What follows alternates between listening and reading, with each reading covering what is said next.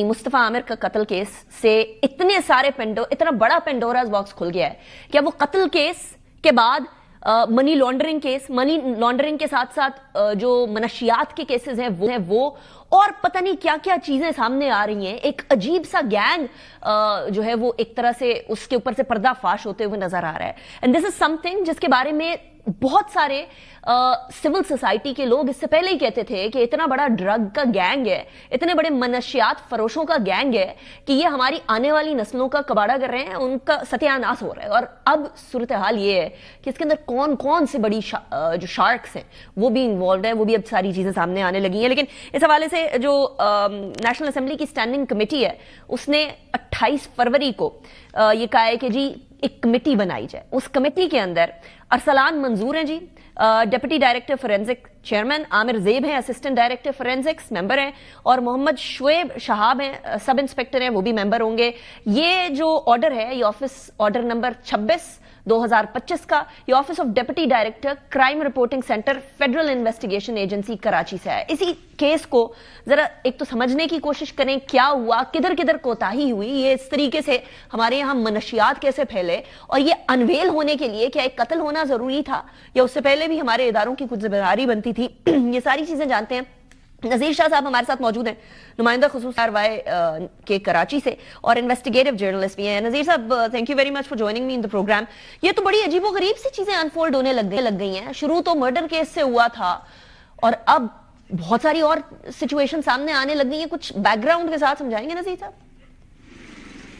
देखें, बिल्कुल इसका बैकग्राउंड ये है कि 5-6 जनवरी को एक लड़का मुस्तफा आमिर लापता होता है और उसकी वालदा पुलिस और दीगर इदारों के पास जाती है कि मेरा बेटा मुबैना तौर पर अगवा हो गया है, और पुलिस ये कहती है कि आपका बेटा इससे पहले भी ANF के हाथों गिरफ्तार हो चुका है। तो यही तस्वुर किया जा रहा था। उनकी वालदा मीडिया के पास भी गई, लेकिन यही कहना था कि शायद उसको ANF ने ही उठाया हो, जो किसी वक्त भी जाहिर करेंगे। फिर अचानक से पता चलता है कि वो एक और उसके साथ मामला चल रहा था, और 8 फरवरी को जब पुलिस जो अरमगान के घर पर जाती है छापामार कार्रवाई करने और वहाँ मुकाबला होता है, तब अचानक से सारे इदारों को पता चलता है कि यहाँ पर कोई शख्स है, और जो 4 घंटे तक पुलिस से मुकाबला करता है और पुलिस अंदर दाखिल होने में किसी सूरत कामयाब नहीं हो पाती, और मोबाइल से दरवाज़ा तोड़कर जब पुलिस अंदर दाखिल होती है और अरमगान को गिरफ्तार करती है, तो उसकी गिरफ्तारी के बाद फिर जो इंकशाफात सामने आते हैं तो वो इंतहाई चशम कुशात है, जिसने न सिर्फ लोकल बल्कि नेशनल लेवल पर भी लोगों को हैरत पर मजबूर कर दिया कि अरमगान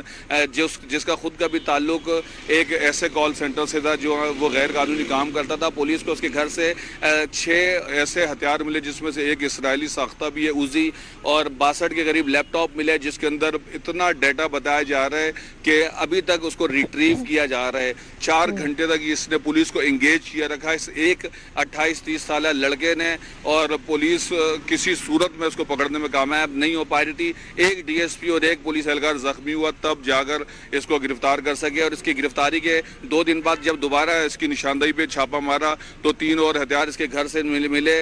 फिर इसी की निशानदेही पर इसके 2 मुलाजमीन को गिरफ्तार किया गया, जिन्होंने बताया कि वहाँ से उन्होंने घर पे जो मुस्तफा आमिर को जब मारा था, इब्तिदा में जब वो जिंदा था, उसका खून जो बहा था वो साफ किया था। फिर शिराज नामी कैरेक्टर गिरफ्तार हुआ। उसके बाद एक SIO को टास्क दिया गया मनशियात के हवाले से, तो उन्होंने फिर एक बड़ी कार्रवाई की और पाकिस्तान के बड़े TV एक्टर साजिद हसन के बेटे साहिर हसन को गिरफ्तार किया, जिसने इतने बड़े बड़े इंकशाफात किए।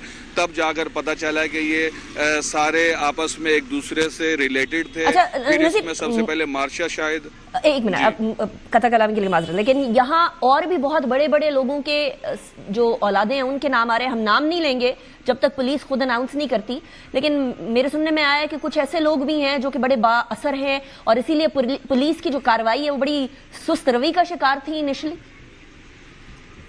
बिल्कुल ऐसा ही है, और 12 नाम तो उसने वो दिए जो उसने अपने तफ्तीश में दिए हैं, जो पुलिस ने तकरीबन मिटा कर रखे हुए हैं। कई नाम इसने मेरे सामने लिए हैं, क्योंकि इसको जब स्पेशल सेल लेकर आए थे इत्तेफाकी बात मैं वहाँ मौजूद था, बगैर किसी डरो खौफ के नाम बता रहा था, जिसमें पाकिस्तान के सिंध की बड़ी जो पॉलिटिकल बड़े नाम हैं, उसके अंदर ब्यूरोक्रेट्स हैं, बड़े बिजनेसमैन हैं। इसने खुद कहा कि मैं उनके बच्चों को देता था, और पुलिस जो स्पेशलाइज्ड यूनिट है वो इस चीज़ का दावा करती है के जो आमिर जो है मुस्तफा आमिर उसकी मौत से और साहिर हसन की गिरफ्तारी से इनका आपस का जो नेक्सस था जब ये टूटा है तो वीड ड्रग की 50% तक जो सेल है वो रुक गई है। एक तो होता है ना कम हो गई है, कम जो है रुक गई है, यानी कि इनके जो अपने कॉन्टेक्ट थे वो टूट गए।